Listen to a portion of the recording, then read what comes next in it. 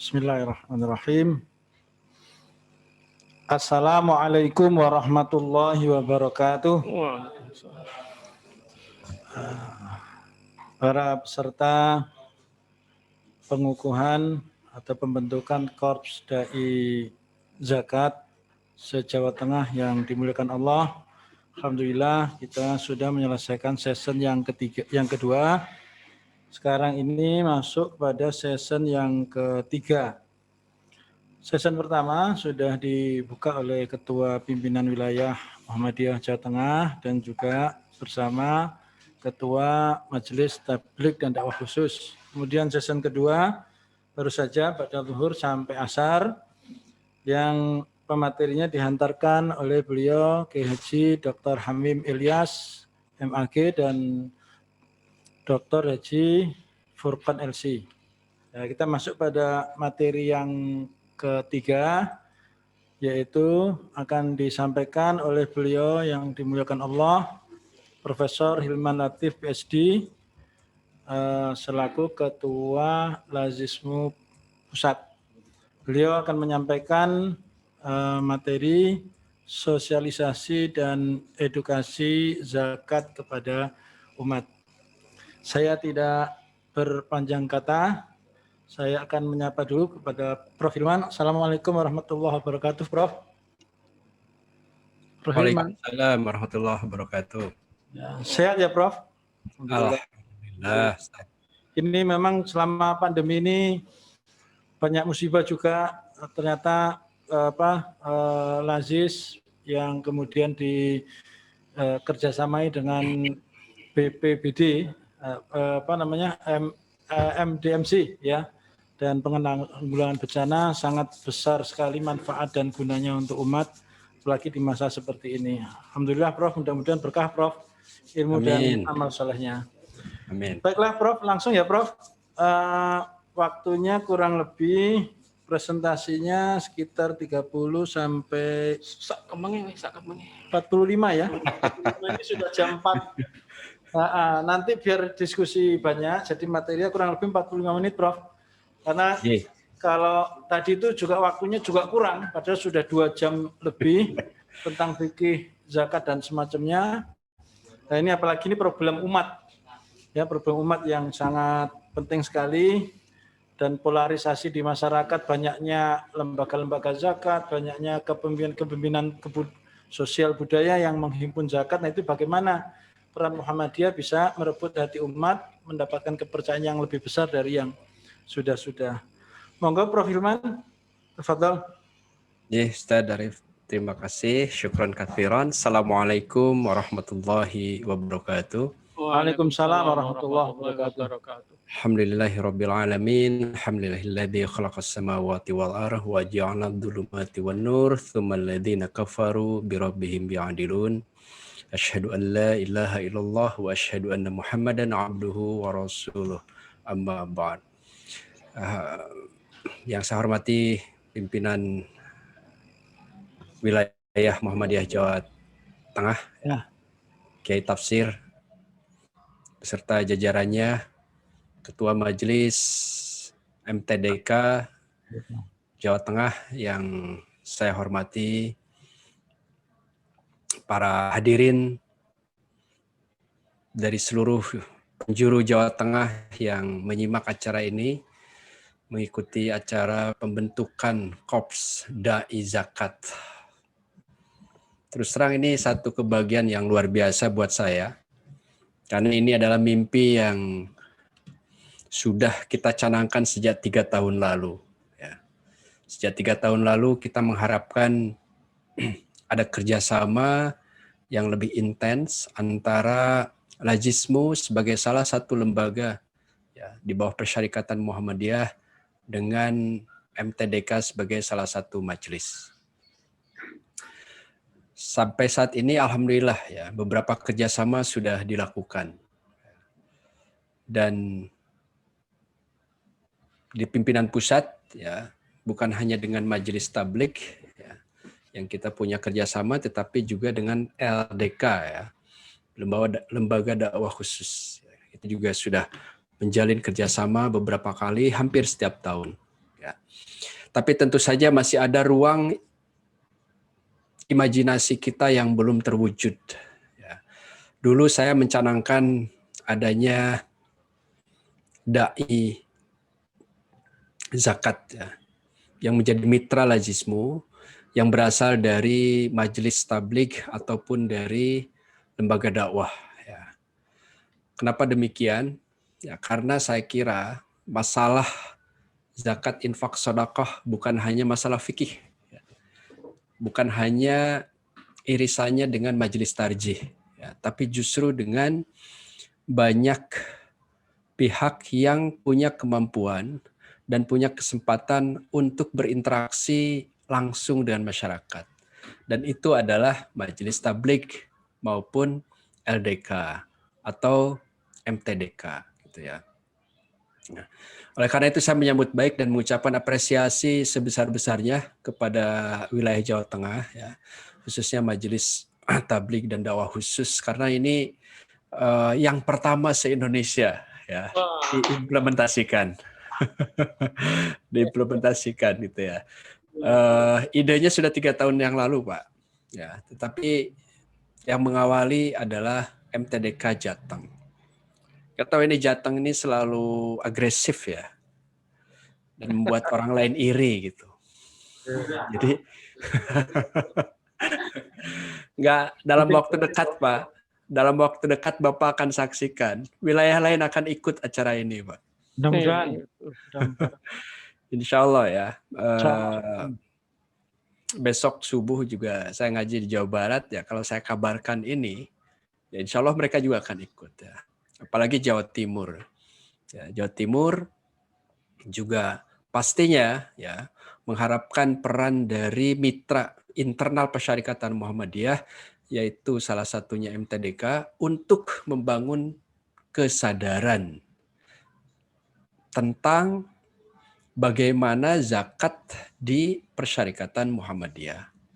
Mengenai fikihnya, Bapak Ibu sekalian sudah jagonya lah ya. Fikih zakat itu jagonya, jago mempersoalkan gitu ya. Karena kalau urusan zakat itu ya banyak sekali. Dan Bapak Ibu bisa bicara detail sekali gitu ya tentang usul fikihnya, tentang fikih, tentang aspek tertentu. Dari mulai masalah nisab, ya, masalah haul, masalah besaran, masalah jenis zakat dan sebagainya.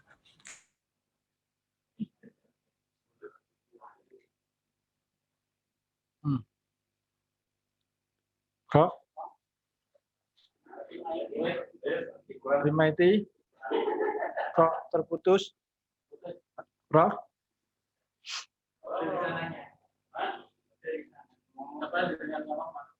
Halo, Assalamualaikum, Prof. Kok putus, Prof? Sudah. Masih kembali ya? Oke. Sudah. Karena itu saya ulangi, salah satu masalah yang paling banyak diajukan warga persyarikatan kepada majelis tarjih untuk dijawab di dalam tanya jawab agama itu adalah zakat.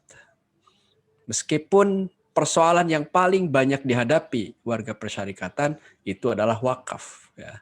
Tapi yang nanya wakaf sedikit sekali. Mungkin hanya 4 pertanyaan itu bertahun-tahun itu ya.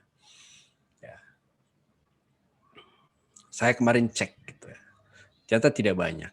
Tapi intinya tentang filantropi Islam ini banyak aspek yang terkait dengan kesadaran warga persyarikatan. Bagaimana sebetulnya Bapak Ibu sekalian, dalam catatan kami ya, itu pun kami sudah reduksi ya, kita ambil hanya 20% dari potensi yang ada. Kita ini harusnya bisa menghimpun 500 miliar, itu 20%-nya ya dari potensi. Realisasinya ingin saya sampaikan.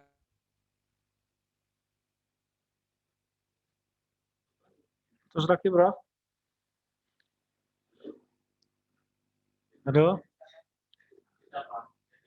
Halo, Prof. Putus lagi, Prof.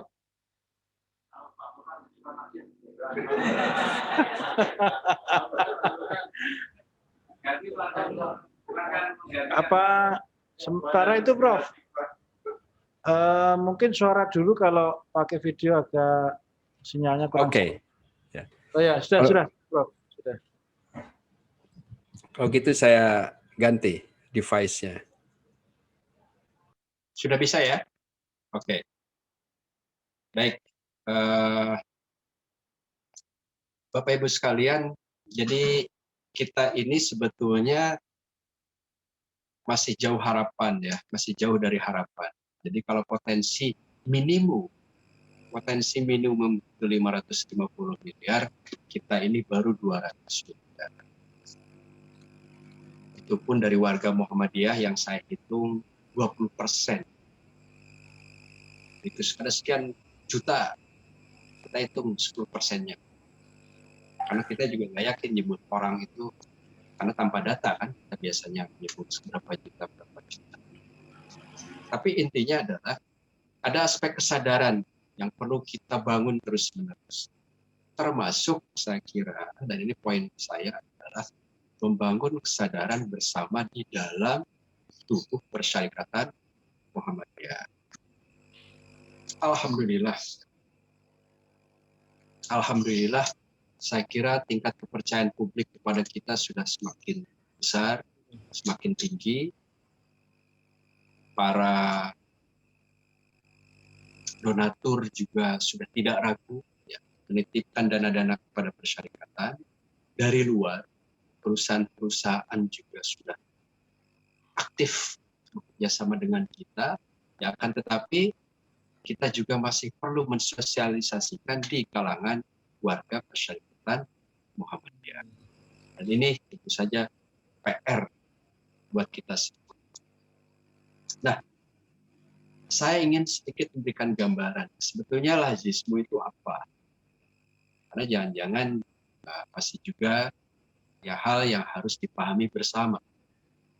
Nah, saya kira dan saya yakin Bapak Ibu semua, para ustadz, para asatiz, para mubalik di Persyarikatan Muhammadiyah sudah paham betul bagaimana zakat itu, bagaimana dan zakat itu apa. Sudah banyak dilaksanakan sejak lama. Tapi kita juga harus tahu bahwa sekarang ternyata masalah zakat itu sudah banyak regulasi baru, Bapak Ibu sekalian, ya, bermula dari Undang-Undang tahun 99, Undang-Undang Pengelolaan Zakat, kemudian direvisi juga tahun 2011. Nah, yang di situ ada dua konsep. Yang pertama adalah adanya basnas, yang kedua adanya laz atau laznas. Lazismu adalah salah satu laznas, Lembaga Amil Zakat Nasional. Lazismu adalah salah satu laznas. Kapan kita di-SK-kan? Ya, kita sudah lama, sejak tahun 2002 pada masa Pak Adib Syamsuddin sebagai ketua pertama. Ketumnya adalah Kiai Haji Syafi'i Ma'arif. Itu adalah saat di mana lazismu berdiri. Kemudian kita mendapatkan SK dari pemerintah. Tetapi kemudian karena adanya undang-undang baru, maka seluruh lembaga amil wajib mendaftarkan ulang kepada pemerintah. Dan kita persiapan 8 bulan untuk mendaftarkan lazismu agar bisa diterima sebagai laznas. Dan alhamdulillah baru 2016, Bapak Ibu sekalian, dan SK-nya kita terima ke tangan kita itu Januari 2017. Jadi sebetulnya lazismu itu organisasi baru yang baru dapat izin tahun 2017 silam, 2016 Desember. Yang izin lazismu akan habis tahun ini, bulan Desember. Jadi ini yang agak lain dengan dulu. Kalau misalnya lazismu tidak memproses lagi izinnya, maka kemungkinan ya kita akan menjadi lembaga amil zakat ilegal atau tidak resmi. Ini bisa dilaporkan ke polisi, seperti yang terjadi di salah satu wilayah. Tahun lalu ada wilayah kita dilaporkan ke Bareskrim Polda karena ngambil zakat dari masyarakat. Siapa? Lazismu. Lazismu salah satu provinsi. Kenapa? Karena yang bersangkutan Lazismu, mereka mendirikan Lazismu tapi tidak benar-benar diurus administrasinya, tidak lapor ke Basnas setempat, tidak lapor ke Kemenag setempat, dan akhirnya dilaporkan bahwa ada organisasi bernama Lazismu yang ilegal katanya di sebuah provinsi, dan kemudian kita dipanggil Polda, Bareskrim. Jadi ini memang bukan main-main. Nah, jadi mudah-mudahan saya kira insya Allah kita akan terus memperbaiki prinsip. Visinya adalah menjadi lembaga amil zakat terpercaya. Apa itu terpercaya? Dan saya ini sering tanyakan juga kepada seluruh amil Lazismu. Menurut Anda, apakah Anda sudah terpercaya atau belum? Nah, ini juga PR. Nah, intinya adalah kita ingin menjadi lembaga yang amanah, profesional, yang transparan, yang kreatif, yang inovatif, yang produktif. Karena itu saya meminta kepada Pak Hamim, Pak Kiai, tolong menjadi Ketua Dewan Syariah Lazismu yang progresif. Kalau nggak progresif, kayak dulu yang ngapain? Kenapa? Karena sekarang ada revolusi yang begitu besar tentang zakat, kita masih mikirinnya fikih kayak zaman dulu. Nah, itu yang berat. Nah, sudah digital, orang sudah nggak pernah datang, sudah nggak ada transaksi secara langsung, orang transfer, kasih kabar, dan macam-macam. Jadi sudah berubah. Nah, jadi alhamdulillah, ya, Pak Hamim sangat. Karena itu saya yakin tadi diskusi dan Pak Hamim juga ramai. Besok misalnya zakat perusahaan, hanya kemarin hampir tidak disahkan pada Munas tadi. Tetapi Lazismu sudah menerima miliaran gimana?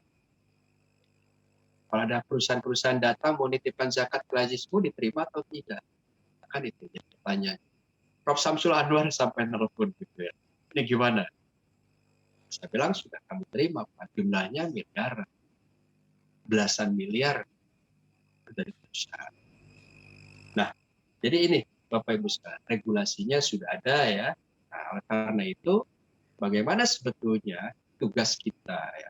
Tugas kita yang paling utama dalam diri Lazismu, dan kami berharap juga dari Bapak Ibu sekalian bantuannya dalam sinergi ini adalah mensosialisasikan kepada warga persyarikatan Muhammadiyah. Khususnya secara kultural pada saat pengajian Lazismu, para dai persyarikatan tertentu bisa ditunjuk untuk bisa mensosialisasikan sadar zakat. Nah, nanti saya kira Pak Dodo di Jawa Tengah akan membicarakan skemanya bagaimana dengan Lazismu. Jadi ada mutual benefit, manfaat yang saling bisa kita dapat. Lazismu tersosialisasikan, tapi majelis MTDK juga operasionalnya bisa didukung oleh Lazismu. Karena memang tugas Lazismu juga ada bidang dakwah. Jadi saling mendukung. Nah, ini alhamdulillah Bapak Ibu sekalian, selama beberapa tahun ini kita sudah mendapatkan kepercayaan masyarakat 2002, 2010. Saya mulai 2015-16 langsung dapat award dari Basnas. Kita juga akreditasinya A, Pak, kepatuhan syariahnya diantara. Alhamdulillah. A. Alhamdulillah. Nilainya. Kemudian juga kita mendapatkan penghargaan Basnas setiap tahun, sudah 3 kali. Basnas Award dengan pertumbuhan penghimpunan terbaik dan laporan tahunan terbaik itu kita pernah yang sebelumnya tidak pernah kita bayangkan. Kemudian kita juga sudah mendapatkan audit. Audit bukan hanya audit syariah, tapi audit keuangan dari KAP, Kantor Akuntan Hukum. orang luar. Jadi saya memang meminta orang luar, tolong diperiksa teman-teman saya, anak buah saya, uangnya gimana mereka cara pegang duit.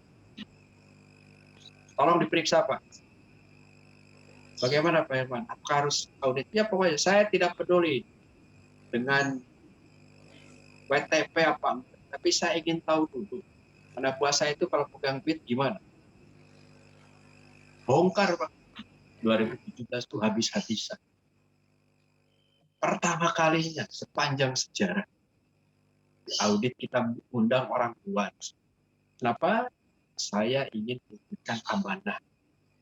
Dan amanah itu, kepercayaan itu dalam konteks saat ini diantaranya adalah administrasi yang baik. Karena orang Muhammadiyah itu semakin kesini kan semakin ikhlas Pak. Kalau orang sudah ikhlas, direlakan duit hilang juga. Kan? Kurang-kurang dikit udahlah, lillahi ta'ala. Itu yang terjadi. Kita belajar dan alhamdulillah Bapak Ibu sekalian, kita sekarang sudah 120 kantor teraudit keamanan. Dan daerah terbanyak yang diaudit itu adalah wilayah Jawa Tengah. Luar biasa. Saya kira kita berhak banget di wilayah Jawa Tengah. Oleh karena itulah saya kira dengan prestasi yang sudah dibuat, ditambah dengan kehadiran Majelis MTDK, Majelis Tabligh dan Dakwah Khusus yang mudah-mudahan ke depan Majelismu bisa semakin kuat, terutama kesadaran warga. Karena apa?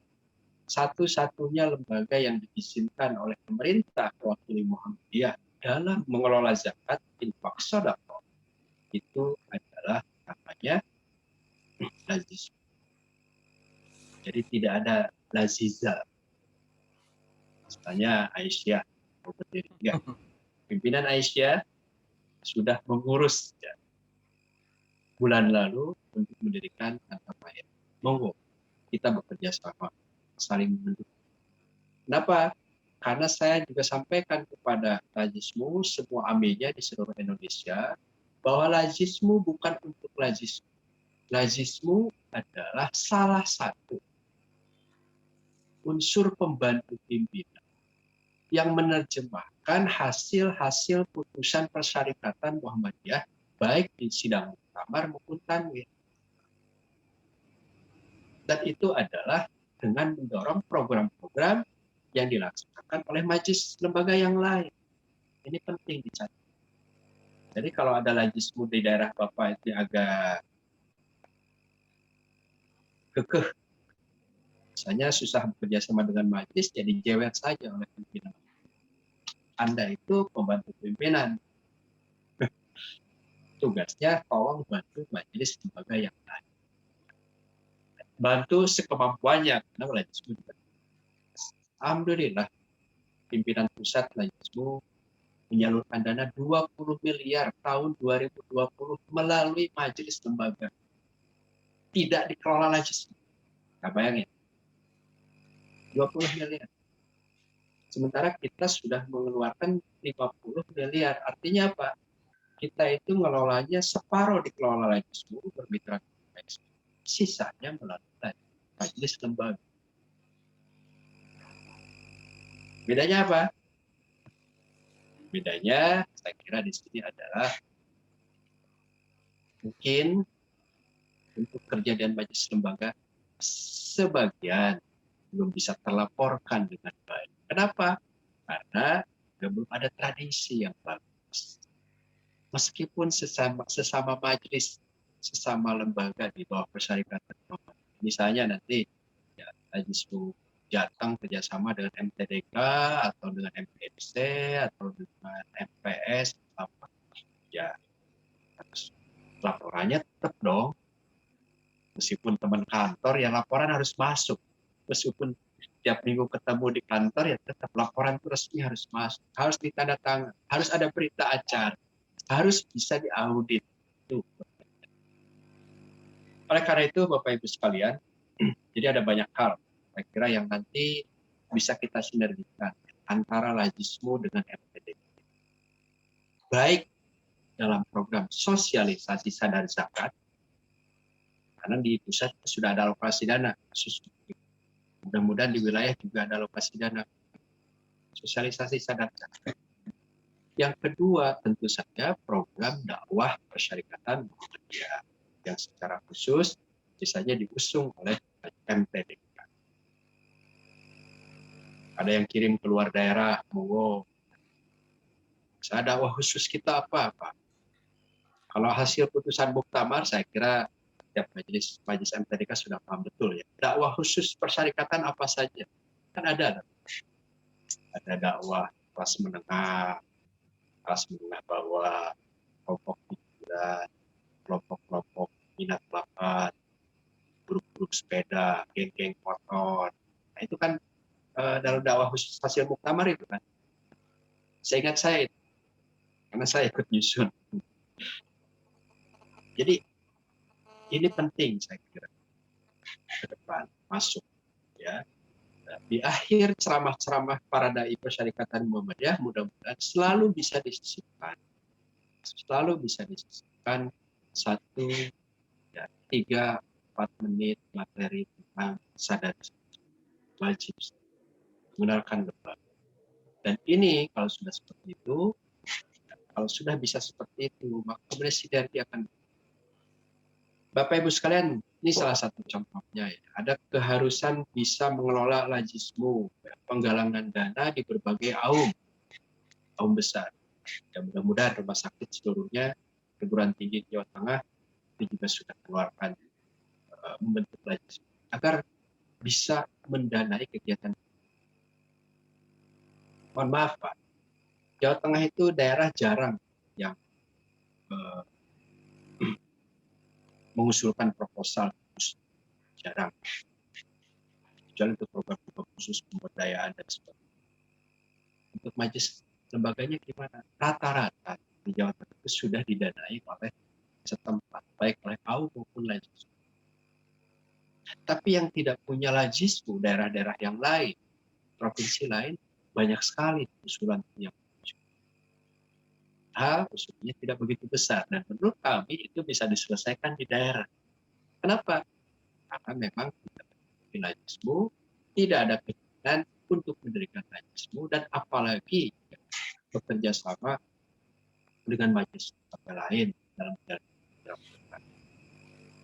Jadi kita harus kalau dalam hadis itu kan unduru ila man huwa asfala minkum wala tangduru ila man huwa fawqakum. Jadi kalau kita datang ke melihat ke bawah, daerah-daerah lain sudah maju ke depan. Tapi kita juga harus melihat ke atas. Dan bagaimana sebetulnya kita mengangkat yang lain tidak bisa memiliki kesadaran. Nah, itu beberapa hal. Nah, saya ingin sampaikan juga, kita kan sudah 5 tahun. Nah, ini implementasi kami. Untuk menjadi amanah itu ternyata. Nanti kita akan lihat evolusinya. Dulu 2016 di Sidoarjo, kita ingin mereposisi Lajismu sebagai lembaga amil zakat. Semarang, Rakernas, peningkatan akuntabilitas Lajismu menuju pencapaian Sustainable Development Goals atau pembangunan berkelanjutan, tujuan pembangunan akuntabilitas. Selalu akuntabilitas itu kita ambil. Selalu masalah berkemajuan. Kenapa? Karena memang kita sedang belajar konsep amanah itu yang harus kita terjemahkan. Philanthropreneurship pada saat ini Rakernas di Yogyakarta, ini Rakernas di NTB, Rakernas di Lombok, Nusa Tenggara. Philanthropreneurship ya untuk pencapaian tujuan pembangunan berkelanjutan. Apa artinya? Zakat yang juga bisa untuk aspek-aspek produktif. Entrepreneurship. Ada entrepreneurship yang ada unsur kebajikannya dan seterusnya. Dan tahun 2020 ini adalah digitalisasi filantropi untuk penguatan tata kelola lajismu dan pencapaian SDG. Nah, bagaimana dengan mutual benefit yang saya maksud? Saya kira kami perlu juga ke depan mungkin ada ceramah singkat 1 menit misalnya. Jadi nggak boleh panjang-panjang. Ceramah singkat 1 menit maksimal, misalnya dari para dai yang ada di Jawa Timur bicara tentang zakat. Karena kalau panjang lama, Tapi intinya sesuatu yang bisa menggugah warga. Terus karena saya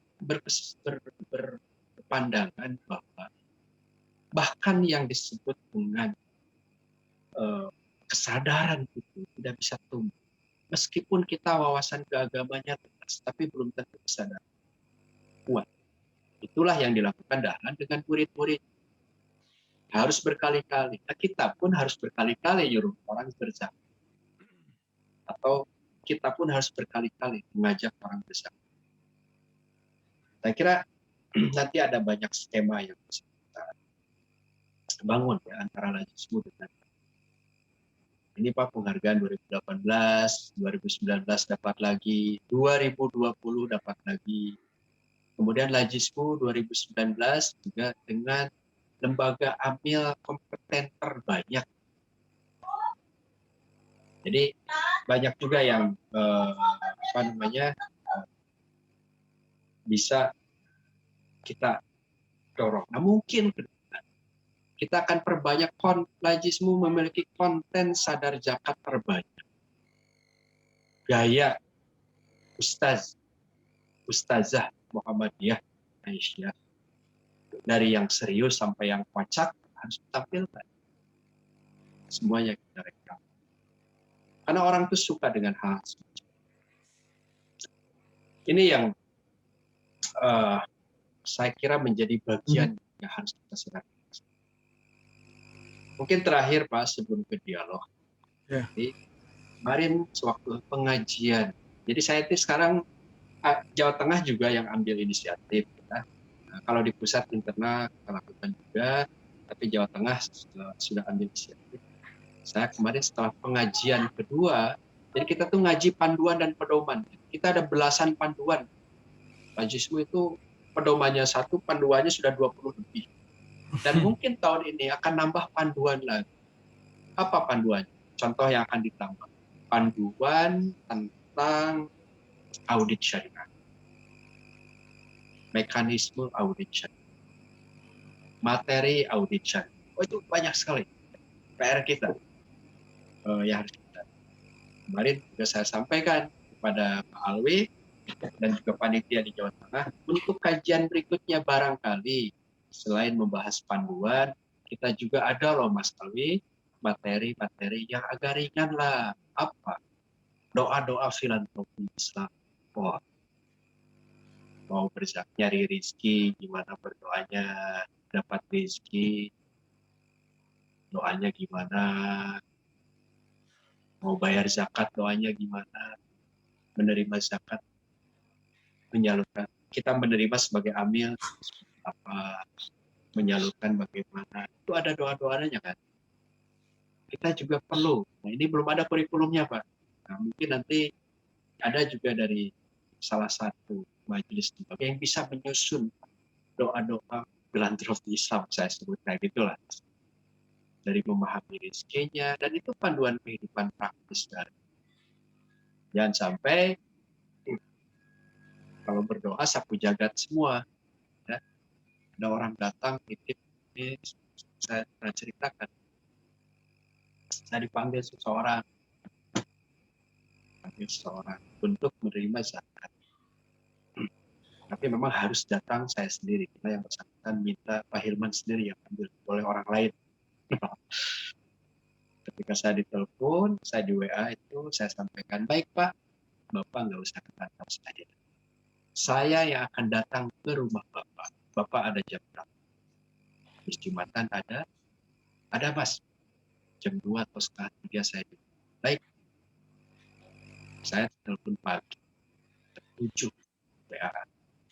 Bilang, baik, saya ke rumah Bapak nggak usah ketemu saya di kantor. Langsung saya beli tiket pesawat, saya cari pakai apps, beli tiket, dapat jam 10, sampai di bandara Jumatan, langsung ke lokasi. Tunggu di perumahannya 1 jam atau setengah jam. Saya kontak juga Najis mendampingi saya di kantor pusat. Terimalah dan ngobrol sana kemari, tanya agama, masalah A, masalah B, dan sederhana. Mereka hanya ingin juga ngobrol dengan Amir itu aspek keagamaan. Mas, katanya, ada nggak yang bisa menuntun kami tentang pembagian waris? Ada, Pak. Nah, Pak Hamid bisa minta. Ya, Ustaz, ini ada Buzaki kakap. Buzaki kakap. Karena sampai sekarang baru 3 kali ngasih. 3 kali ngasih itu udah 5 miliar. Sekali ngasih itu 1,5 miliar.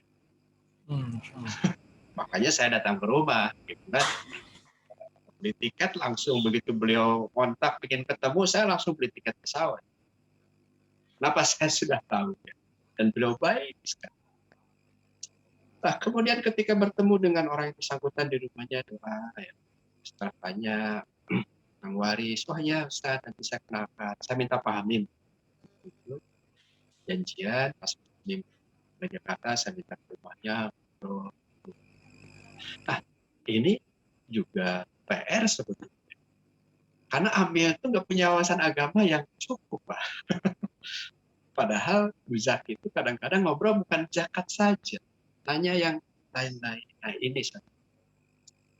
Dan yang menarik setelah beliau ngobrol sana kemari silaturahim, Mas Iman seperti biasa, ini saya ya dana, ya Rajismu monggo terserah mau dibuat apa.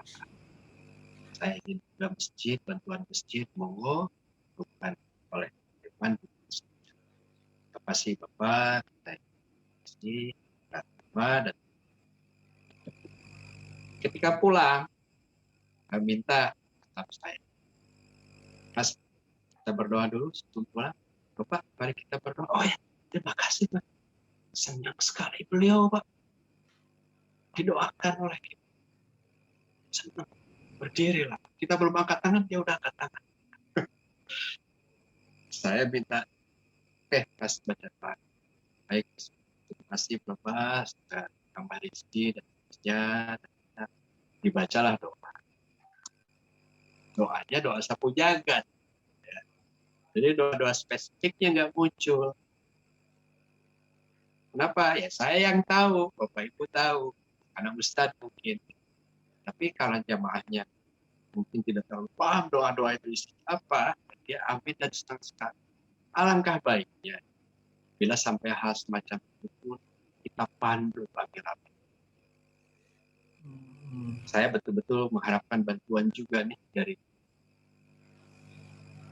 para asatidz ya, persyarikatan bisa membantu kami kira-kira apa saja sih materi doa-doa dengan zakat. Bersyukur menerima zakat doanya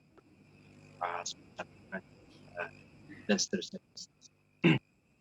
Saya kira itu Bapak Ibu sekalian, ya intinya saya kira ada banyak lah kalau kita bicara tujuan kami zakat. Nah ini Bapak Ibu sekalian,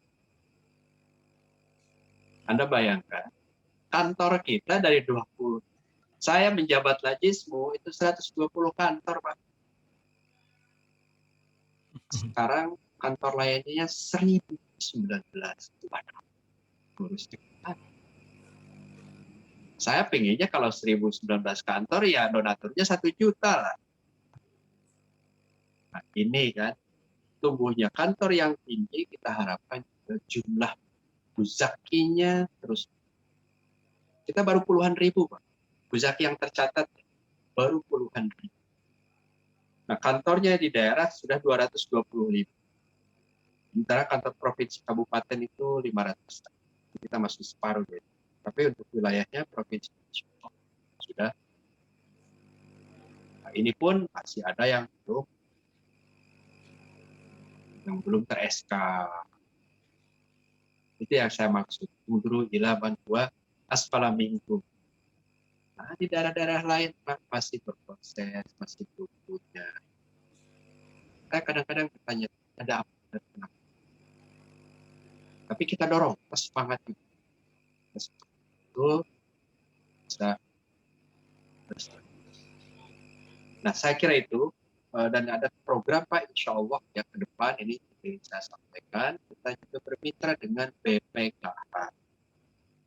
Kalau bisa juga nanti para dai syarikatan juga bisa menjadi mitra kita dalam mengkampanyekan tentang haji muda.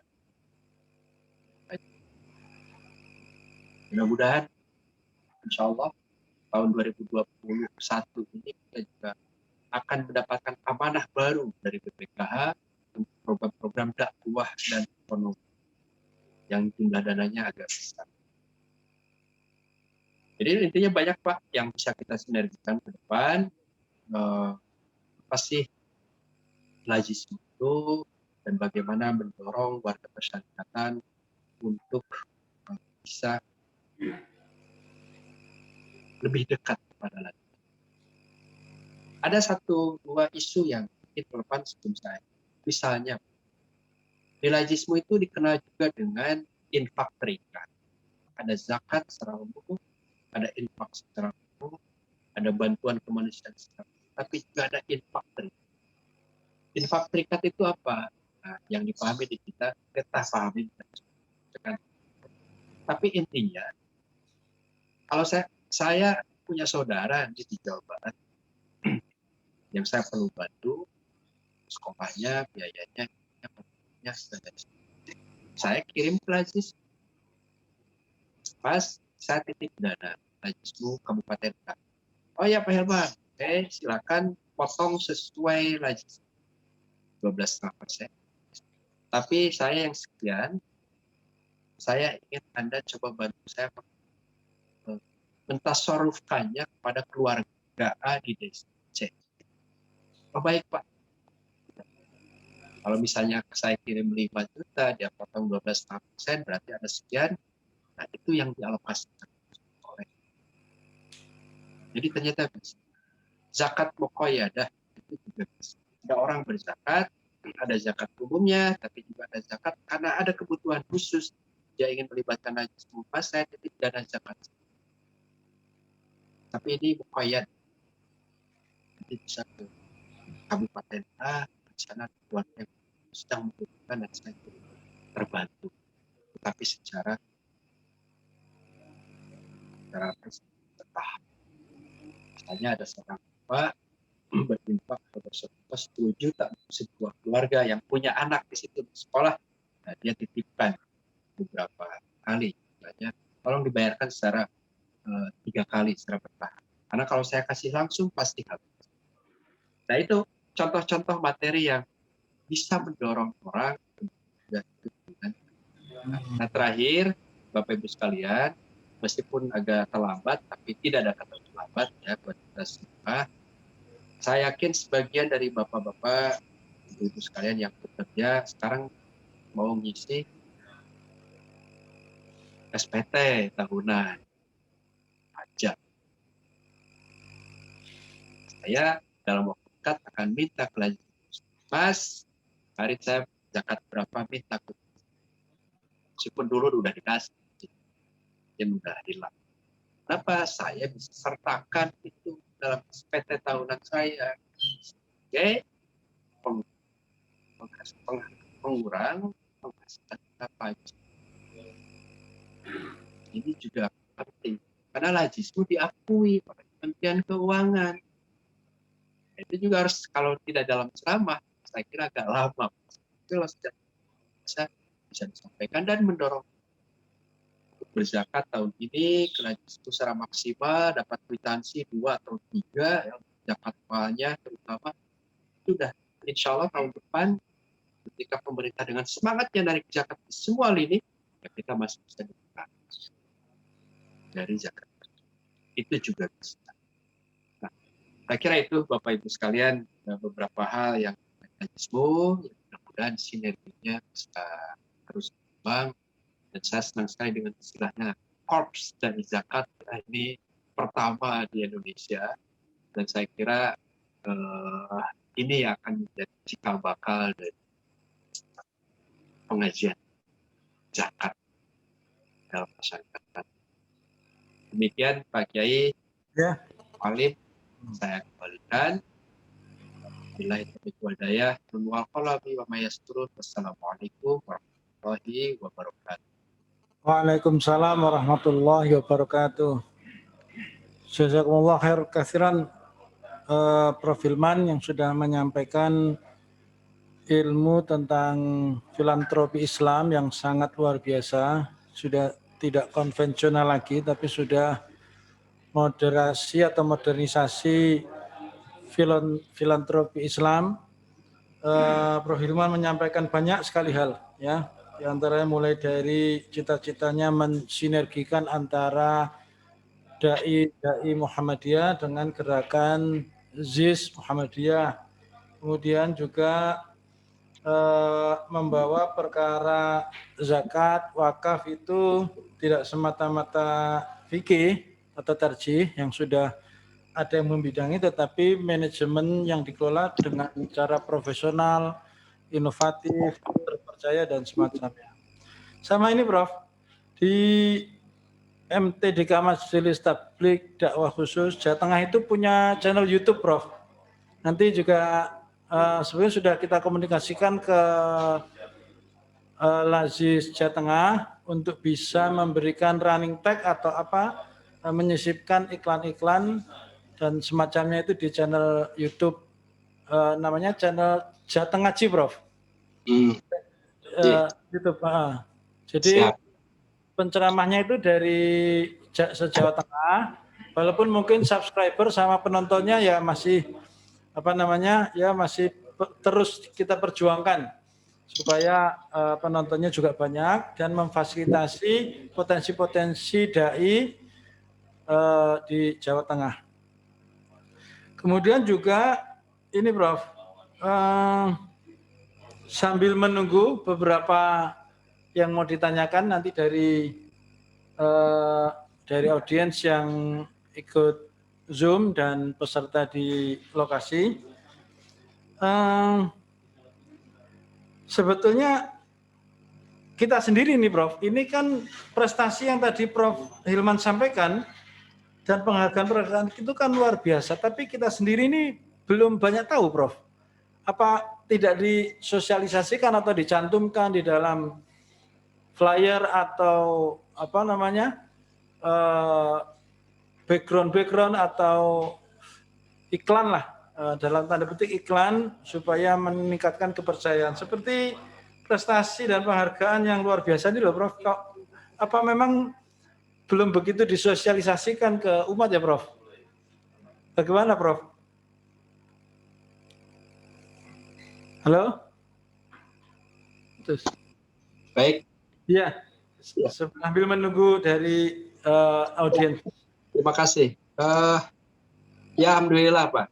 Jadi kita sudah cukup banyak mendapatkan penghargaan ya. Dan sebetulnya yang tadi itu kurang lengkap juga. Ya. Jadi dari pemerintah ya, dari Basnas kita 3 kali berturut-turut Pak mendapat penghargaan. Ya. Dari laporan tahunan terbaik ya, kemudian penghimpunan terbaik juga sekarang ini dapat kemarin bulan November ya, Desember ya. Dan bulan Januari kemarin kami juga alhamdulillah menjadi salah satu ya, mitra BPKH terbaik ya. Mitra dari Badan Pengelola Keuangan Haji untuk penyaluran dana-dana kemaslahatan. Ini juga adalah kita dapat penghargaan kemarin terbaik karena diumumkannya udah lama ya, 2 minggu lalu, tapi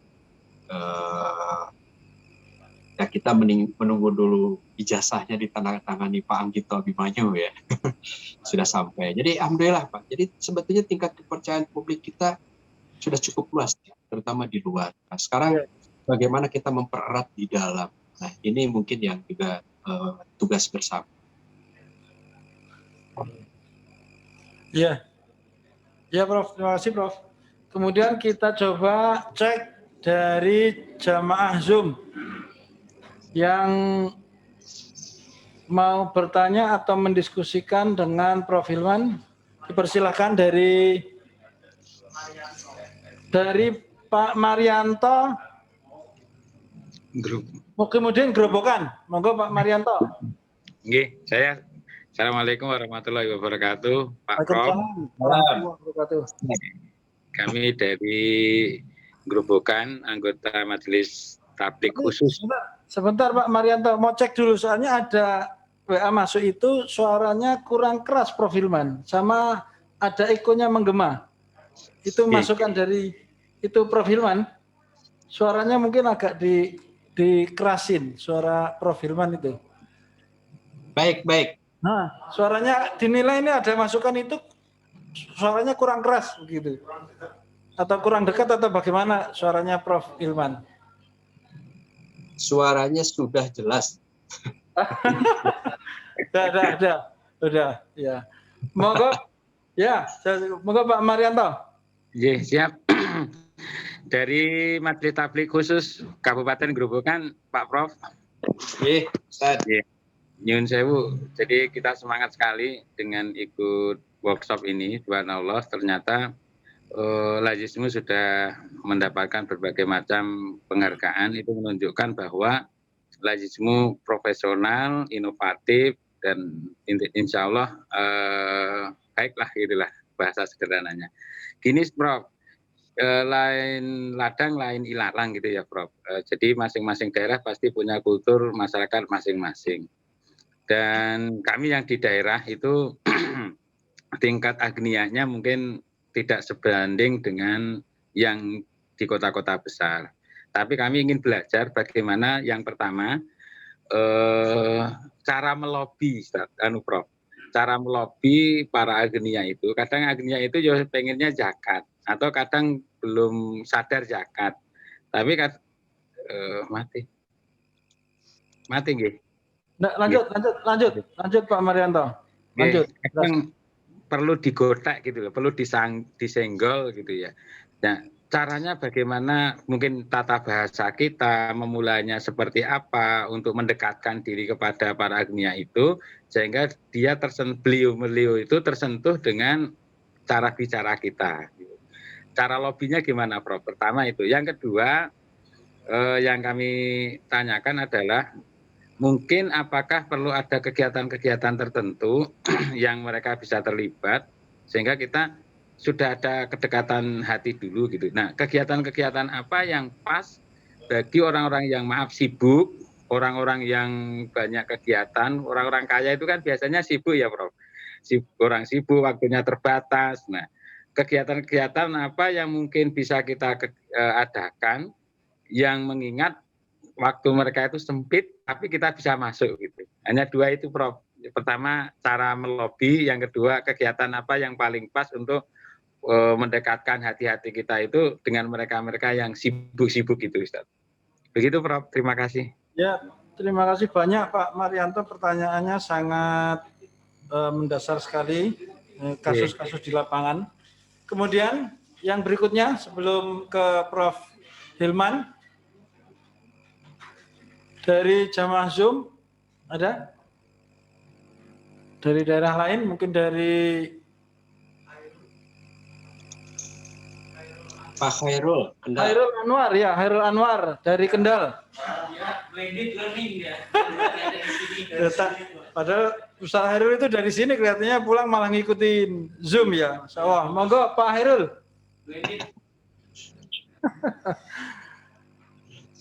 Pak Khairul. Oke. Sampun. Ya. Ya. Assalamualaikum warahmatullahi wabarakatuh. Waalaikumsalam warahmatullahi wabarakatuh. Assalamualaikum Prof. Waalaikumsalam, Ustaz. Ya, saya juga bersyukur ini tadi Ustadz Marianto teman kuliah saya di Jogja. Jarang ketemu di Zoom ya ini. Ustadz Marianto lulusan Ngeruki tapi mau ke Muhammadiyah, luar biasa. Oh, iya. Alhamdulillah kesempatan yang diberikan kepada kami. Tadi sempat di lokasi, ini pulang tetap di Majelis Zoom ya. Yang perlu saya sampaikan ada 4 hal, Prof. Yang pertama, seringkali di daerah itu ada perbedaan pandangan antara amil satu dengan amil yang lain. Sehingga terkadang ada diskusi yang tidak ada hentinya. Dan kami juga di cabang juga di ranting begitu. Dan masing-masing antar ranting ini bukan KL, ada di bawahnya KL lagi. Kalau di Kendal itu kan dulu masih ada kultur Bapelurzam. Nah, ini yang mungkin belum bisa lepas tuntas untuk ikut ke lazismu yang saat ini. Ada beberapa yang belum bisa, terutama yang bapak yang usia sepuh itu. Artinya udah mengkultur sejak dulu, sehingga ingin merubah itu agak susah. Ini yang pertama. Kemudian yang kedua, terkait dengan buku saku ZIS, kebetulan saya di PDM Kendal tapi kerjanya di Semarang, Prof. Di Rumah Sakit Romani. Dan satu ruangan dengan kantor layanan lazismu RS Romani. Ya. Alhamdulillah sering diskusi dengan pegawai atau staf KL Lazismu RS Romani untuk buku saku. Saya kira nanti perlu dikecilkan lagi, Prof. Sehingga bisa masuk saku gitu. Sehingga kami mungkin nanti dari Kops Dai Zakat itu bisa mendapatkan buku panduan khusus itu. Seperti halnya Majelis Tabligh bekerja sama dengan MPKU, yang kami juga mendapatkan ada buku panduan Al-Islam dan Kemuhammadiyahan bagi karyawan di Aumkes begitu. Nah, kemudian itu di breakdown lagi menjadi rangkuman yang itu bisa masuk di saku. Jadi kalau misal Bapak para asatid di sini mengajarkan tentang zakat tidak bawa map besar, dikira bawa proposal. Tapi bawa buku saku yang terkait dengan panduan ZIS. Kemudian tadi Prof. Firman menyampaikan panduan, sebab di tingkat ranting ini seringkali ketuk pintu, kemudian menyampaikan maksud untuk menghimpun ZIS, tapi setelah mengambil dicatat angkanya terus pamitan begitu. Nah, insya Allah kalau Majelis Tabligh dan Dakwah Khusus PWM Jawa Tengah ini sudah pernah mencetak buku. Saya kira kalau masalah perbukuan ini Ustadz Habib Muhammad Arif ini tidak diragukan lagi. Artinya kalau untuk mencetak insya Allah Jawa Tengah tidak ketinggalan begitu. Artinya untuk panduan doa nanti mungkin dari para asatid yang ada di MTDK bisa berembuk untuk merangkum doa-doa terkait dengan filantropi. Dan disinilah yang dimaksud oleh Ustadz Danusiri di awal, sinergitas itu tidak berhenti di satu sektor, tapi bersinergi ke lintas sektor atau multisektoral. Mungkin itu, Prof. Mungkin kalau ada kekurangannya mohon maaf yang sebesar-besarnya. Nasrullah buat Parib. Assalamualaikum warahmatullahi wabarakatuh. Waalaikumsalam warahmatullahi wabarakatuh. Waalaikumsalam. Itu Kendal itu, Prof, saingan sama Karanganyar, Prof, penghimpunan dananya. Tapi masih unggul Karanganyar. Saya kan orang Karanganyar, Prof. Itu kan penghimpunan bantuan buat bencana kemarin itu kan sudah di atas 300. Nomor 1 kalau nggak salah Karanganyar, 2 Seragen, 3 Kendal ya. Kalau tidak salah ya. Ya, selamat bersaing nanti Pak Hairul Anwar dengan Karanganyar. Fastabil khairat. Kemudian satu lagi singkat. Satu lagi dulu. Pokok dari Semarang. Faris. Perlu disut nggak? Ada. Nah, ini dari peserta dari dalam ruangan, jadi mungkin tidak ada shootnya, Prof. Jadi suara saja. Ya, Assalamualaikum warahmatullahi wabarakatuh. Prof. Firman. Waalaikumsalam. Salam. Dari Semarang, Prof. Menarik sekali tadi disampaikan paparan dari Prof. Firman mengenai potensi zakat yang 550 miliar targetnya, cuma realisasinya hanya 200, jadi 50% nggak sampai, Prof, ya. Dan dari Muhammadiyah sendiri malah 20%, gitu kan, berarti masih jauh sekali, masih bisa mengejar 80%. Ini untuk mengejar 550 ini rasanya kan ngegasnya itu akan berat, Bro. Apalagi yang diharapkan ini istilahnya kalau saya lihat endorse-nya itu dari MT3, jadi mungkin nggak akan bisa maksimal. Nah, karena ini perilaku muzaki itu sering sebetulnya mereka kadang-kadang juga nggak percaya dengan lembaga, sehingga langsung ke yang bersangkutan, ya. Jadi langsung baca duafa atau fakir miskin di saluran sendiri. Ini kan mungkin ini bisa dirangkul, bisa ke lembaga tadi. Nah, untuk cara-caranya barangkali ada, Prof, di antaranya tadi dengan kalau di sebelah Fastabil khairat dengan tetangga yang juga penghimpun zakat, mereka ada teks-teksnya, misalnya aksi cepat tanggap gitu, Prof. Sehingga orang kan merasa kalau saya kasih ke sana itu mesti cepat sampai gitu. Nah, ini mungkin di Lazismu barangkali perlu juga, kalau belum ada teksnya seperti itu, ya, mungkin ada tagline-nya gitu, ya. Kemudian tadi mengenai endorse tadi, saya tambah yakin karena di Karanganyar ternyata bencana itu dapat paling tinggi, ya.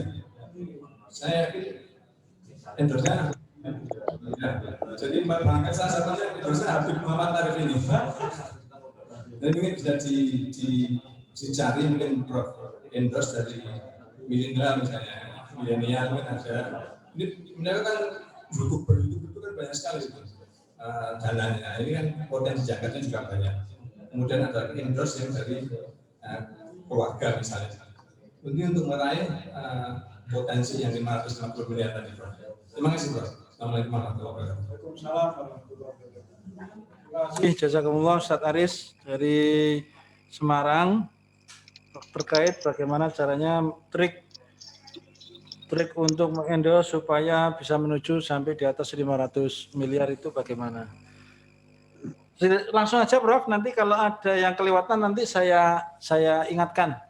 Dari 3 pertanyaan tadi atau 3 peserta yang mengajukan beberapa persoalan, dimulai dari Pak Marianto, kemudian Pak Hairul Anwar, dan yang terakhir Pak Aris. Monggo, Prof. Langsung. Baik, ada Bapak Ibu sekalian, khususnya Mu'alim Marianto, Mu'alim Hairul Anwar, dan Mu'alim Aris. Terima kasih atas pertanyaannya, ya. Bagaimana cara mendekati muzaki, ya? Muzaki itu kadang-kadang harus patuh sama ustaz, Pak. Jadi Agim itu ustaz, Pak. Agim itu ustaz. Terus siapa lagi? PP Darul Quran namanya. Yusuf Mansur ustaz. Hampir semuanya ustaz. Lazismu yang dipegang bukan sama ustaz itu, kan? Jadi lazismu bukan pegang ustaz. Tapi intinya adalah ada banyak cara, ya, mendekati. Karena apa, basisnya itu adalah memang tadi disampaikan oleh Pak Aris, ya, tentang trust, ya, kepercayaan. Yang menarik, Pak, nah, ini juga disampaikan oleh Pak Abdul Mukti. Yang menarik memang di sini adalah tujuan dari kita itu adalah meningkatkan trust di dalam persyarikatan. Ini yang paling penting menurut saya. Kenapa? Karena selama ini dari luar juga sudah cukup baik, ya, cukup baik. Kenapa? Karena kita berbasis ormas, maka kemungkinan kita punya warga dan warga itu juga kemungkinan punya interest, gitu ya, untuk membayar zakat. Nah, bagaimana caranya kita mendorong ke lazisme? Nah, kalau masalah endorse, saya kira dengan majelis tablik bakal kalah jauh lah mengenai digitalnya ya. Mungkin lazismu 100 kali lipat itulah ya. Karena Anda baca YouTube-nya lazismu dasar sekali. Meskipun masih ada PR, saya sampaikan pada diskusi kemarin. Kita masih per daerah-daerah ngupload sendiri. Ya. Tapi jumlahnya sudah ribuan foto, video. Meskipun baru daerah-daerah tertentu. Tapi tentu saja, strategi yang saya sampaikan ya pada Wali Marianto ya. Saya sendiri selalu masih aktif men-share program, Pak. Jadi kita ini, saya sudah larang lazismu ya, meminta bantuan atau lazismu membuat proposal bantuan. Saya haramkan, Pak. Jangan sekali-kali, meskipun datang ke perusahaan lazismu membawa proposal, saya haramkan, Pak. Biar majelis lain yang begitu. Saya bilang tugas lazis lain begitu, lazismu ngasih kepada yang bawa proposal. Bukan lazismu buat proposal. Apa maksudnya? Maksudnya adalah posisi kita itu adalah kerjasama. Idenya adalah kita punya program ya untuk guru apa, untuk sosial apa, untuk bantuan-bantuan yang lain bagaimana. Ya. Nah, itu yang kita tawarkan kepada warga masyarakat. Anda setuju nggak sih bersama kami dengan ikut program ini? Ya. Nah, ini tawarkan. Jadi karena itu bahasanya saya haramkan. Jadi saya pakai HP tadi ngobrolnya mati, HP-nya mati, lupa. Nggak dicas. Jadi kembali ke komputer. Nah, jadi begitu Ustaz. Ya. Amil kurang puas. Muzaki kurang puas. Karena kalau Amil diajak konsultasi zakat, mereka nggak puas. Kenapa? Wawasannya minim. Itu betul, Pak. Nah, tapi kalau Amil di dalam, jangan juga jadi tukang debat fikih. Wah, itu repot juga, Pak. Gitu ya. Tapi wawasan Amil memang harus standar. Karena itu, tahun 2021 ini, target indikator kinerja utama lazismu itu adalah mensertifikasi sebanyak-banyaknya Amil dengan ada sekolah Amil, pelaksanaan Amil dasar, Amil madya, Amil utama gitu ya. Dan lain-lain. Nah, saya kira itu Ustaz Khairul ya. Jadi beda fikih itu biasa. Tetapi jangan memaksakan pendapat pribadi jadi keputusan organisasi, itu aja. Itu yang penting buat kita. Beda pikirannya nggak apa-apa. Yang lain laksanakan karena ada aturannya. Gitu ya. Nah karena itu kita juga Dewan Syariah sudah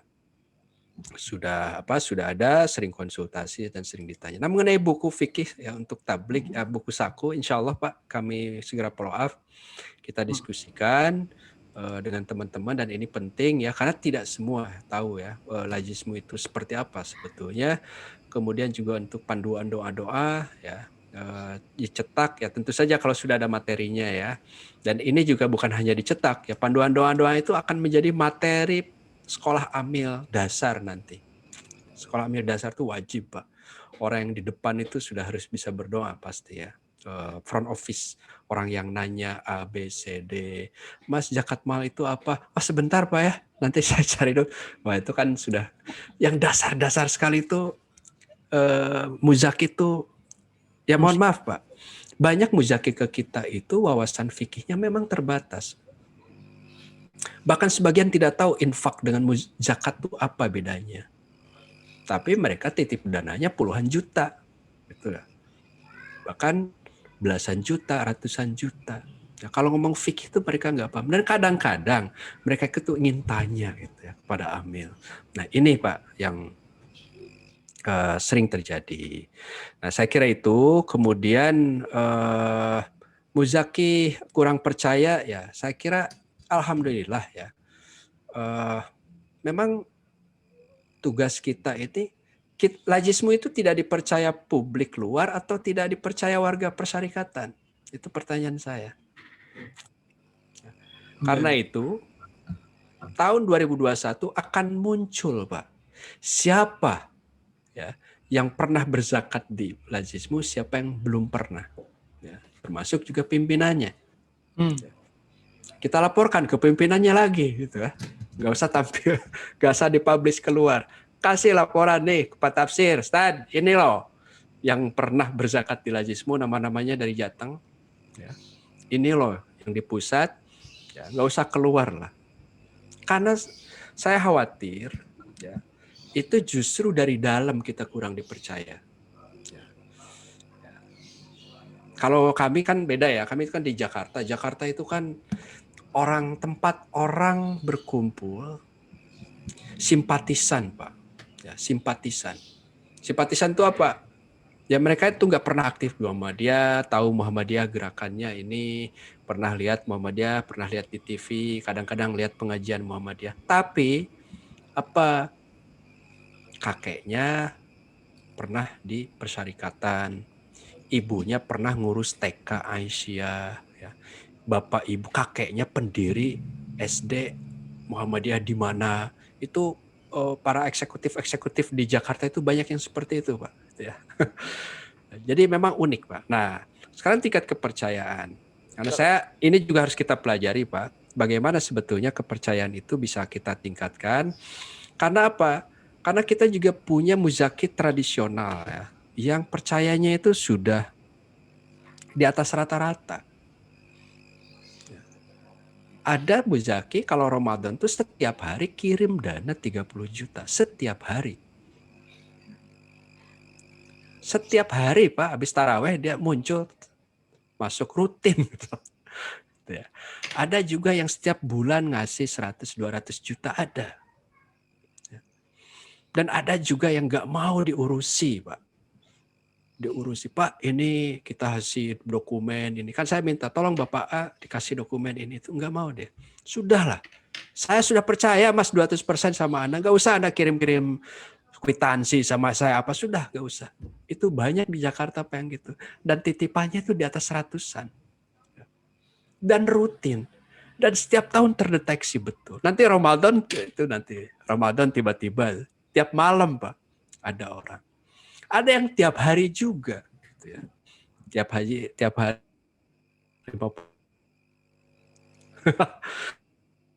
Ada caranya yang bersangkutan, apakah dia mengatur sendiri ya, tetapi ada. Nah, sekarang kita berbicara tentang trust ya. Apakah trust atau kepercayaan itu seperti yang pernah saya sampaikan kaitannya dengan edukasi, dengan kesadaran, atau karena ketidaktahuan ya. Atau sudah tahu tapi trust belum terbangun. Nah, ini mungkin ya harus kita yakinkan kepada publik gitulah.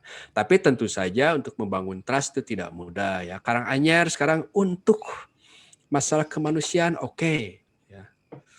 Bisa ngalahkan Kendal, saya angkat topi. Ya. Angkat PC lah saya nih. Gitu ya. Tapi kalau bisa ngalahin Kendal urusan zakat, saya gak pakai PC, Pak. Kalau Karanganyar bisa ngalahin Kendal urusan zakatnya, wah saya bisa-bisa gak pakai topi itu. Nah, itu ya. Nah, ini menarik ya, dengan Kendal itu punya, saya kenal tahun 2005 saya kira, ketemu Kiai Muslim lah ya. Waktu itu belum di PWM beliau juga kalau nggak salah 2005 apa sudah saya lupa ya. Ya saya ke rumahnya diskusi ngobrol gitu.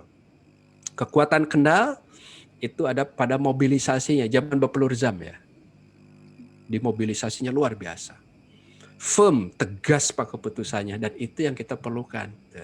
Nah, Lajisme belum bisa tegas. Muhammadiyah misalnya mengeluarkan surat edaran wajib kepada seluruh warga simpatisan Muhammadiyah untuk menyalurkan sebagian zakatnya melalui Lajisme. Sebagian, ada sebagiannya ya. Oh itu sudah keren Pak. Sudah keren. Nggak usah seluruh zakat, sebagian. Karena saya yakin Bapak Ibu pun ya sebagian ada ke tempat lain. ke masjidnya. Saya tahu lah, Bapak Ibu kan tokoh di tempatnya masing-masing. Proposal itu datang kok dari mana-mana.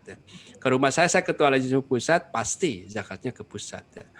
Tapi juga proposal dari Aisyah, Lajismu ranting, dari masjid itu kan ada 4 ya. Biasanya seperti itu. Pasti Bapak Ibu bagi-bagi. Tapi ada edaran wajib sebagiannya melalui Lajismu itu sudah bagus. Ya. Jangan sampai kita sebagai warga ke orang lain iya, ke rumah sendiri enggak.